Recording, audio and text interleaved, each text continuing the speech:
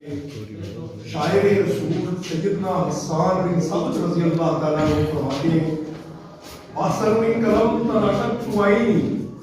وَأَجْمَلُ مِنْ كَلَمْ طَلَبَتْ النِّسَاء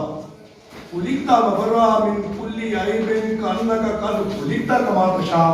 اور شاعر نے کیا خوب کہا کہ نہیں کائنات میں دوسرا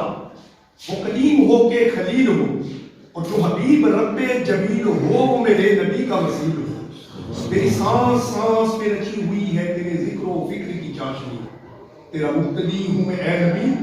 میری روح کیسے علیل ہو، اور سبھی مائیں تکتی ہیں رشک سے تیرے مرتبے کو اے آمینہ، وہ ہاجرہ کہ وہ آسیہ وہ بدول ہو کہ رحیل ہو، اور نہیں غم کے سیرت مصطفیٰ ہے قدم قدم میری رہنما، میری زندگانی کا راستہ رہے مختصر یا طویل ہو، اور میرا نام جائے جہاں جہاں تیرا ذکر آئے وہاں وہاں، میری ذات یوں ہی شاہد و سرا تیری روشنی کی دلیل ہو، اور کروں شاعری مگر اے نبی تیری نعت میں نہ کہوں کبھی، کروں شاعری مگر اے نبی تیری نعت میں نہ کہوں کبھی، کبھی ایسا نہ میں ہوں کم سخن، کبھی ایسا نہ میں بھویل ہوں۔